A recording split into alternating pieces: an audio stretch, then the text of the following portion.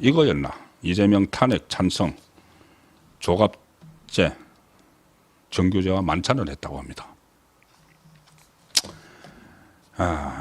자, 이 말씀을 드리기 전에 이재명이 얼마나 위험한 인물인지를 먼저 말씀을 하나 더 드리겠습니다. 제가 계속 이재명이 집권을 하면은 3대 재앙이 올 것이라는 말씀을 드리고 있죠. 하나는 정치보복 가능성. 충분히 그렇게 할 수 있는 인물입니다. 이 내란 종식 이 프레임을 가지고 정치보복 가능성. 하나는 대혼란. 헌법 84조 해석을 둘러싼 대혼란. 만에 하나 집권을 하면은. 또 하나는 좌파 법안, 포퓰리즘 법안들을 무더기로 거부권 없이 통과시켜서 국가 정체성을 흔들어버리는 이 세 가지 위험을 말씀드렸는데 오늘 네 가지 위험이 또 발견이 됐습니다. 네 번째 위험이 발견이 됐습니다. 뭐냐 하면은 정말 말도 안 되는 이야기인데 이재명 후보 캠프에서 자기들이 집권을 하면은 기획재정부가 가지고 있는 예산 편성권을 대통령실이 가져간다는 논의가 오가고 있다. 자기들이 집권을 하게 되면은 예산, 국가 예산을 자기 대통령실 마음대로 하겠다. 그전에 아무리 좌파 정권에서 포퓰리즘을 쓰려고 해도 기재부에서 예산처에서 막았죠. 그러면 국가 재정이 엉망이 된다. 심지어 그 김동연이 경제부총리 할 때 문재인 정부 시절에 지금 들러리 서고 있는 대선 후보 경선에 경기도지사 김동연도 문재인이 포퓰리즘 법안을 그 예산을 책정을 하라고 하니까 반발을 했습니다. 예산 당국에서는 다 이거 반발을 해서 일종의 이제 견제 장치가 되는 거죠. 포퓰리즘에 대해서. 그런데 아예 이재명은 자기가 집권을 하면은 예산 편성권을 가져가 버리겠다. 지금 그 기재부에 있는 예산실을 대통령실로 옮겨버리겠다는 겁니다. 이렇게 되면 어떤 현상이 벌어지느냐. 포퓰리즘 정책을 막 하는데 돈 막 갖다 쓰는데 대통령실 마음대로 대통령이 자기 돈처럼 막 쓰는 거죠. 가령 예를 들어서 자기 지지율이 좀 떨어졌다 싶으면 돈 푸는 겁니다. 그런데 그전에는 기재부 같은 예산 당국에서 난색을 표명을 하고 그런 기사도 많이 나오죠. 그런데 그거 없죠. 자기들이 편성을 해서 그냥 푸는 겁니다. 그것은 우리나라 예산 살림살이를 몽땅 이재명 주머니에 넣고 이재명 수중에 넣고 하겠다는 건데 더 심각한 문제가 발생하는 것은 뭐냐면은 모든 이 정부 기관이나 지자체까지 줄 세우기를 하게 됩니다. 예산이 거기에 있으면은.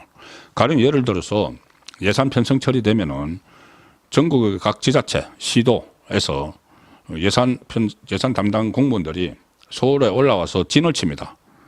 한쪽은 이제 국회에, 나중에 이제 국회로 넘어가면 국회에 진을 쳐서 국회의원들에게 이 예산 좀 달라고 통사정을 하게 되고 또 하나는 여기 그 예산실이죠. 그 기재부 예산실에 계속 이렇게 일종의 긍정적인 의미에서 로비를 합니다. 우리에게 좀 예산을 더 달라고. 그런데 이걸 대통령실에 가져가면은 이재명에게 줄을 서야 되는 거죠. 이재명에게 다 줄을 서서 우리 예산 좀 달라고 해야 되는 겁니다. 지금 그걸 노리고 있는 거죠. 이미 사법부까지 다 장악을 하고 모든 걸 다 장악을 해놓고 이제 돈까지 전부 다 거머쥐고 자기 마음대로 하려고 하는 겁니다.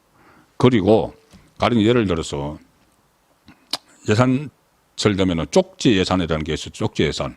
각 국회의원들이 자기 지역구 사업에 필요한 그 예산을 확보를 하려고 쪽지 예산을 막 하고 또 그 예산실에 기재부 예산실에 부탁을 하고 막 하소연하고 하는데 이제 그걸 대통령실에 해야 되는 거죠.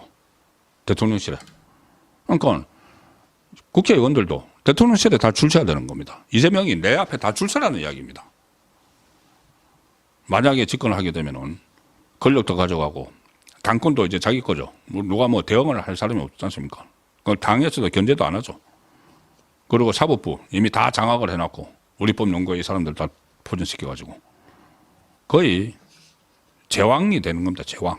그걸 하려고 예산권까지 자기들 가져가겠다는 건데 그러면 이재명의 3대 재앙, 정치보복, 대혼란, 그리고 정체성 흔들기 여기에 덧붙여서 돈줄을 쥐고 모든 이 공무원들이 그 관료나 이 지자체를 줄 세우는 이런 행동까지 하겠다는 거죠. 이런 위험성이 있는데 오늘 그런 보도가 나왔습니다. 이재명이 조갑재 정규재 씨와 만찬을 했다. 지난 21일이면 어제네요. 어제 이 중앙일보는 뭐 보수 논객이라고 표현을 했는데 보수 논객이 이제 아니죠. 두 사람은 윤석열 전 대통령 탄핵 국면에서 민주당보다 더 민주당 못지않게 탄핵을 해야 된다고 계속 외쳤던 두 사람입니다. 조갑재닷컴의 조갑재 대표, 정규재 전 한국경제신문 주필, 이 두 사람을 불러서 저녁 식사를 함께 했다. 이재명이. 이거였나?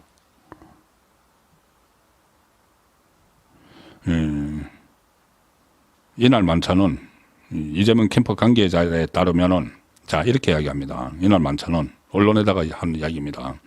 합리적 보수 진영 인사들과 사석에서 허심탄회하게 의견을 나누고 싶다는 이재명 쪽 제안으로 성사가 됐다. 이 조갑재, 정규재 두 사람은 우파 성향의 일간지 출신이죠. 그렇지만 최근에 유튜브 채널이나 아니면은 좌파 방송에 나가서 윤석열 전 대통령 탄핵이 불가피하다 해서 탄핵에 찬성하는 입장을 계속 밝혀왔습니다. 뭐 이런저런 이야기들을 나눴다라고 하는데 이재명은 이런 이야기를 했다는 것이 또 눈에 띄네요.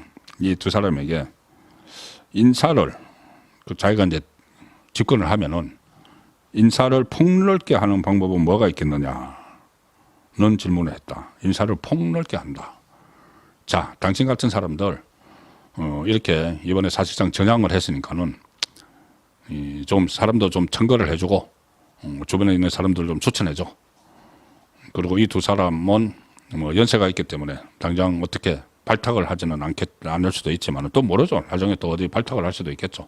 무슨 뭐 탕평 이런 이야기를 하면서 이 이야기를 들으면서 제가 먼저 생각나는 게 소위 말해서 보수로 위장을 해서 탈을 쏘고 좌파 진영이 하고 싶은 말을 해주는 그런 패널들이 몇 사람 있습니다. 제가 이름은 이야기하지 않겠지만은 그 패널들은 그러니까 좌파 방송에서 뭔가 구색을 맞춰야 되죠. 그러니까는 좌파 패널만 갖다 놓고 를 하면은 그 방송심의위원회 같은 데서 걸리죠. 그러니까는 우파 패널이라고 해놓고는 딱 몇 사람 있습니다. 우파 패널이라고 해놓고는 그 좌파 입장을 대변하도록 하는. 그래서 우파도 이렇게 이야기하잖아. 그렇게 하는 사람들이 몇 사람 있죠. 패널 중에서. 이것도 딱 그런 겁니다. 마치 지금 중앙일보 제목이 이겁니다. 외연도 우클릭 확장을 했다. 조갑재 정규재 씨와 만찬을 했어. 근데 이게 우클릭인가요? 조갑재 정규재 씨가 지금 오른쪽에 있습니까? 그렇지 않죠. 이미 바뀌었죠. 그런데 마치 이 두 사람과 저녁 식사를 한 것이 보수 끌어안기다. 이렇게 지금 호도를 하는 이런 일도 지금 벌어지고 있습니다. 이재명이 지금 대선 전국에서 이 정도 일들을 벌이는데 실제로 집권을 하면은 어떤 나라를 만들지 아득하지 않을 수가 없습니다. 그래서 어쨌든 사법부에서 정말 마지막 어떤 사법의 정의가 살아있다면은 6월 3일 대선 전에 대법원에서 일단 이 확정 판결을 내려줘야 되고 그 가능성도 상당히 지금 나오고 있습니다. 5월 위기설 지금 뭐 다시 제기가 되기 시작을 했습니다. 확정 판결을 내려줘야 되고 그리고 2심 판결이 얼마나 많은 법조인들이 심지어 좌파 변호사들도 기대하지 않았던 판결이 났죠. 자, 그런 부분도 세심히 살펴서 사법 정의를 마지막으로 지금이라도 세우는 그런 의지를 조희대 대법원장이 갖고 있기를 기대합니다. 지금 오늘 진행된 상황을 보면은 어쨌든 신속하게 매듭 지으려는 것은 확실한 것 같은데 6월 3일 전에 어떤 방향으로 매듭을 짓느냐 그 부분은 계속 지켜봐야 될 대목입니다.